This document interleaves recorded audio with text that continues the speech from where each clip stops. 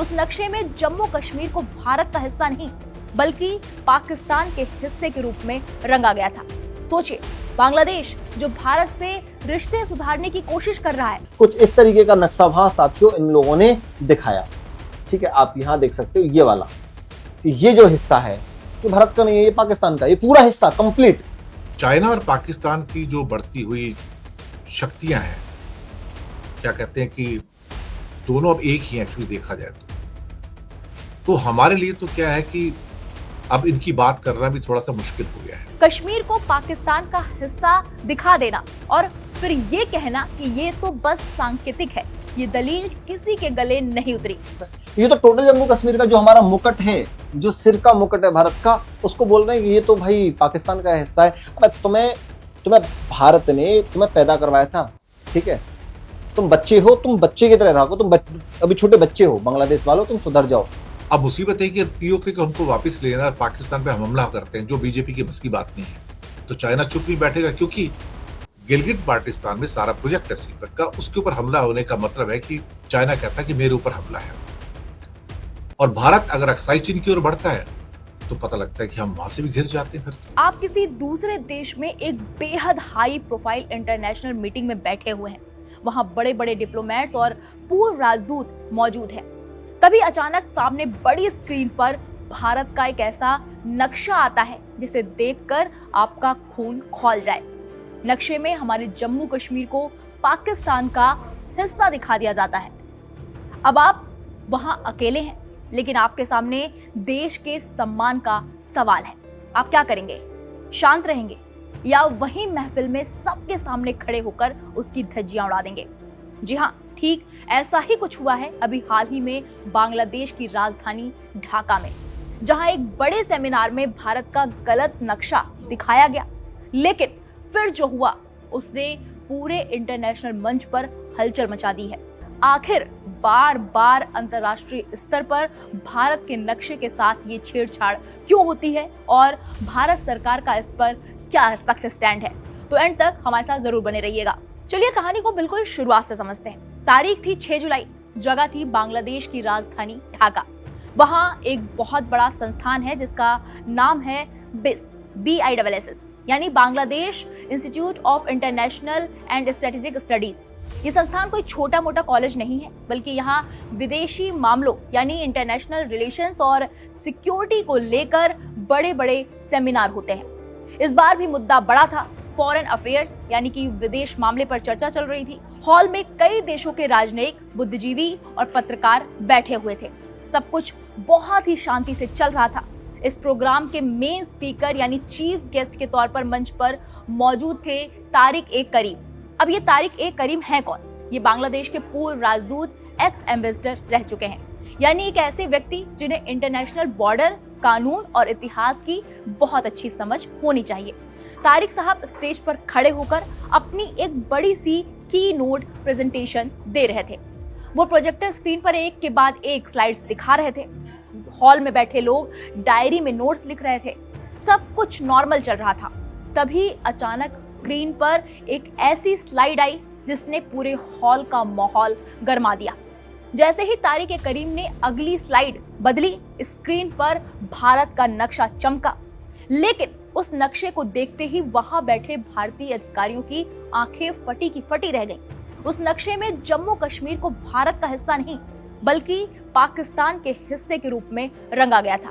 सोचिए, बांग्लादेश जो भारत से रिश्ते सुधारने की कोशिश कर रहा है, एक सरकारी स्तर के सेमिनार में भारत की संप्रभुता का ऐसा अपमान। अब ऐसे माहौल में अक्सर क्या होता है, लोग सोचते हैं कि चलो इवेंट खत्म होने के बाद चुपचाप जाकर शिकायत दर्ज करा देंगे ताकि सीन क्रिएट ना हो। भरी महफिल में भारत की महिला डिप्लोमेट का ये तेवर देखकर पूरे हॉल में सन्नाटा फैल गया। जो पूर्व राजदूत तारिक ए करीम अब तक बड़े आराम से प्रेजेंटेशन दे रहे थे, उनके चेहरे के हाव भाव तुरंत बदल गए। उन्हें अंदाजा भी नहीं था कि भारत की तरफ से इतना क्विक और इतना आक्रामक रिस्पॉन्स आएगा। अब जब चोरी पकड़ी गई तो सफाई तो देनी ही थी। मंच से ही तारिक ए करीम को तुरंत डैमेज कंट्रोल मोड में आना पड़ा। उन्होंने झेपते हुए अपने बचाव में अजीब सी दलील दी। करीम साहब बोले, अरे नहीं नहीं, मेरा इरादा गलत नहीं था, ये नक्शा तो बस मैंने सांकेतिक उद्देश्यों के लिए इस्तेमाल किया है, इसका वास्तविक सीमाओं से कोई लेना देना नहीं है। अब आप ही बताइए, क्या एक पूर्व राजदूत को ये नहीं पता कि नक्शे सांकेतिक नहीं होते? नक्शे किसी भी देश की पहचान और उसकी जमीन का सच होते हैं। कश्मीर को पाकिस्तान का हिस्सा दिखा देना और फिर ये कहना कि ये तो बस सांकेतिक है, ये दलील किसी के गले नहीं उतरी। अलग दिखा देते हैं तो कभी अरुणाचल प्रदेश को लेकर चीन की तरफ झुकाव दिखा देते हैं, लेकिन पिछले कुछ सालों में भारत का विदेश मंत्रालय यानी कि मिनिस्ट्री ऑफ एक्सटर्नल अफेयर्स इस मामले में सुपर अलर्ट मोड पर आ चुका है। भारत सरकार की नीति अब बहुत ही साफ है, नो टॉलरेंस। स्लाइड बदली और स्क्रीन पर एक ऐसा नक्शा आ गया जिसने भारत की संप्रभुता पर सीधा हमला कर दिया। कुछ इस तरीके का नक्शा वहां साथियों इन लोगों ने दिखाया। ठीक है, आप यहां देख सकते हो ये वाला, कि ये जो हिस्सा है ये भारत का नहीं है, ये पाकिस्तान का, ये पूरा हिस्सा कंप्लीट। भाई ये पता है कि ये ऊपर वाला हिस्सा जो है गिलगित बाल्टिस्तान जिसको बोलते हैं, जिसने इलीगली पाकिस्तान ने ऑक्यूपाई कर रखा है, ठीक है, जिसको ये आजाद कश्मीर बोलता है, ये वो वाला हिस्सा था, ये हमारे पास ऑलरेडी है। इधर अक्षय चीन चले जाओगे तो अक्षय चीन 10% चला गया, 30% इन उल्लू के पट्टों ने इलीगली उस पर कब्जा करके बैठे हैं, 60% हमारे पास है। ये तो टोटल जम्मू कश्मीर का जो हमारा मुकुट है, जो सिर का मुकुट है भारत का, उसको बोल रहे हैं कि ये तो भाई पाकिस्तान का हिस्सा है। अब तुम्हें भारत ने तुम्हें पैदा करवाया था, ठीक है, तुम बच्चे हो, तुम बच्चे की तरह रहो, तुम अभी छोटे बच्चे हो, बांग्लादेश वालों तुम सुधर जाओ। अरे वास्तविक जब जो रियल नक्शा है आप उसको न दिखा के आप फेक नक्शा दिखा रहे हो, और एक इतनी बड़ी इंटरनेशनल मंच से खड़े होकर बोल रहे हो, जिसको ऑर्गेनाइज कौन करवा रहा है? आपका BISS, और वहां आप इस तरीके की हरकतें कर रहे हो। अरे आपकी जो प्रेजेंटेशन बना रहा है उस इंसान को देख लो, वो गलती तो नहीं कर रहा है। इतनी बड़े मंच पर इंटरनेशनली कोई मुद्दा, कोई सेमिनार चल रहा है, वहां पर इतनी बड़ी गलती तो नहीं कर सकते हो। इसके क्या बड़े बड़े कारण हो सकते हैं, वो सारी चीजें मैं आपको बताने वाला हूं। क्योंकि बांग्लादेश तो अभी चाइना की गोद में जाके बैठ गया है। इनका जो प्रधानमंत्री तो चाइना गया था दौरा करने के लिए, और जो मोगला पोर्ट है, जो बे ऑफ बंगाल में आता है, जो भारत के साथ समझौता हुआ था, ये मोगला पोर्ट भी चीन को दिया है। अब चीन वहां अपना बेस बनाएगा। बांग्लादेश तो तीसरा जो प्रोजेक्ट चला उसके विवाद पर भी बहुत कुछ बोल रहा है। बांग्लादेश के तो पर निकल रहे हैं। अगर तुम्हें पैदा करने वाला भारत था, तुम उसको आंख दिखाओगे, भाई तुम बच्चे हो, तुम्हें खाना पीना रहने के लिए सब कुछ हमारे यहां से भेजा जाता है, तुम्हारे पास दवा भी नहीं है यार, तुम बात कर रहे हो। अब बात करते हैं इन भाई साहब की। इतने बड़े मंच पर सवाल यह है कि इतने बड़े मंच पर इतनी बड़ी गलती आखिर हुई कैसे? भारत का रुख बिल्कुल सख्त और साफ है दोस्तों। ये कोई पहली बार नहीं है जब अंतरराष्ट्रीय मंचों पर भारत के नक्शे के साथ ऐसी छेड़छाड़ की कोशिश की गई हो। कभी चीन, कभी पाकिस्तान, तो कभी कुछ पश्चिमी देश या थिंक टैंक जानबूझकर या अपनी लापरवाही से ऐसा करते आए हैं। लेकिन भारत सरकार और हमारी विदेश मंत्रालय, मिनिस्टर ऑफ एक्सटर्नल अफेयर का इस बार स्टैंड हमेशा से क्रिस्टल क्लियर और जीरो टॉलरेंस का रहा है। इतिहास गवाह है। अच्छा, ये क्या कर रहे हैं चाइना वाले? ये चाइना वाले भी बहुत अपना दिमाग लगा रहे हैं। लगाओ भाई, तुम्हारी भी प्लानिंग सेट की जाएगी। धीरे धीरे भारत अपना जो इंटेलिजेंस फोर्सेस से काम कर रहे हैं। अजीत डोभाल ने तो तुम्हारी वैसी भी हालत खराब कर रखी है। ये बना रहे हैं सीपैक एक रास्ता बना रहे हैं, ये वाला, ठीक है, ग्वादर पोर्ट से, जो इंडियन ओशियन में, पाकिस्तान में एक ग्वादर पोर्ट है, यहां इसको तो ये तुम्हारा जो बलूचिस्तान वाले जो लोग हैं, बलूचिस्तान अलग देश बन चुका है, बन जाएगा, तुम लोग उन पर अत्याचार कर रहे हो, बलूच लोगों पर, ठीक है, वहां की बहन बेटियों के साथ तुम्हारी फौज कैसे अत्याचार कर रही है, वो सारे अगर मैंने एक दिन खोल दिए ना, तुम्हारे परखच्चे उड़ जाएंगे पाकिस्तान वालों को, ठीक है। तो यहां से तुम्हें मार मार के भगा देते हैं यहाँ के लोग, फिर तुम उन लोगों को कैद करते हो, मारते हो, पीटते हो, और फिर उनके जो वो होते हैं जो आजादी की मांग कर रहे हैं, तुम उनको फांसी की सजा दे रहे हो। तुम्हारा तो हाल बेहाल होगा। तो ये रास्ता निकाल रहा है सीपैक।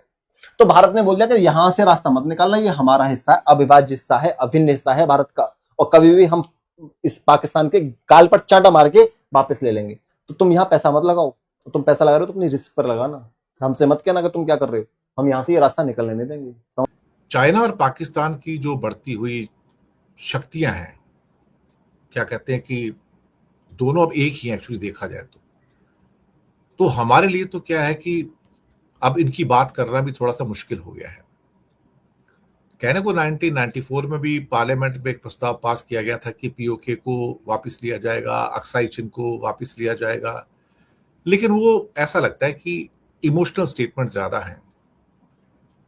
वापस लेना दूर की कौड़ी, बहुत मुश्किल, क्योंकि समस्या ये है कि सामने आपके जो बंदा खड़ा है वो चाइना है, और वो इतना ज्यादा ताकतवर हो चुका है इस समय कि भाई आज अमेरिका भी उससे कांप रहा है। उसी चाइना और रशिया की मदद से ईरान अमेरिका और इजराइल के सामने दीवार बन के खड़ा हो गया। और गिलगिट बाल्टिस्तान को तो चाइना जाने नहीं देगा साहब, आप जो मर्जी कर लो, वो तो उसका एरिया है साहब, वहां पे उसका प्रोजेक्ट है, $60 बिलियन उसने लगा के रखे हैं, वो कैसे। और वैसे भी चाइना ने डिक्लेयर किया कि यूके हो या लद्दाख हो या अरुणाचल हो, हमारे लिए तो चुनौतियां बहुत हो सकती है ना।